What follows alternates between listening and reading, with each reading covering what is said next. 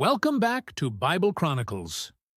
Today, we're diving into one of the most thrilling stories in the Bible, Daniel in the Lion's Den. Grab your popcorn and get ready for a tale of courage, faith, and a whole lot of feline drama.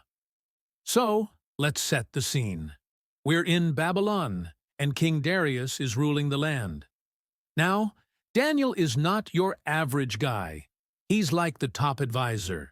Think of him as the king's go-to guy, kind of like a biblical version of a superhero, but without the cape.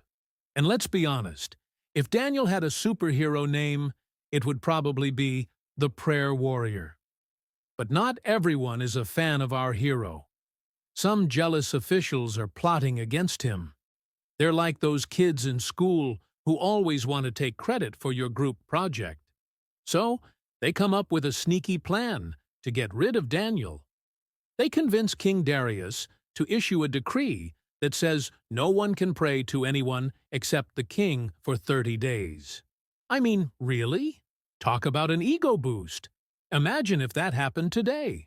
No praying unless it's to me.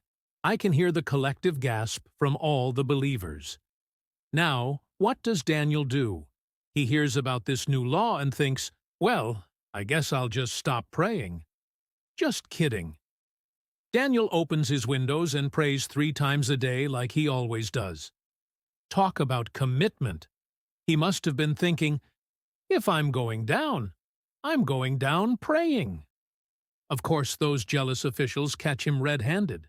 They rush to King Darius like kids running to tell on someone during recess. King Darius, you won't believe it. Daniel is praying. Darius realizes he's been tricked and is devastated. He likes Daniel, but alas, he can't break his own law. Talk about a royal pickle. So what happens next? Daniel gets thrown into the lion's den. And let me tell you, this isn't just any lion's den. It's like the VIP lounge for lions, hungry lions. But here's where it gets good. The king spends the night fasting and worrying about Daniel. No Netflix binge-watching for him. At dawn, Darius rushes to the lion's den and calls out, "Daniel, has your God saved you?" And guess what? Daniel responds with a cheerful, "Yes." I can just picture Darius thinking, "What?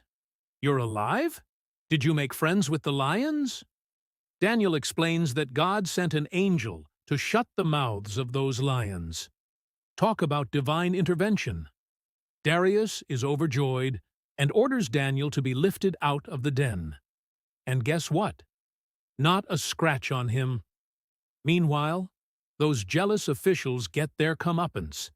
Into the lion's den they go. Now that's what I call poetic justice. So what can we learn from this roaring adventure?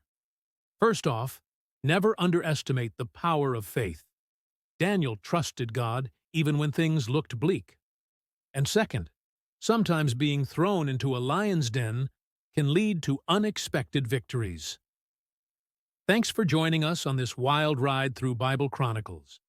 Don't forget to like, subscribe, and hit that notification bell for more amazing stories from the Bible. Until next time, stay faithful and keep roaring with laughter.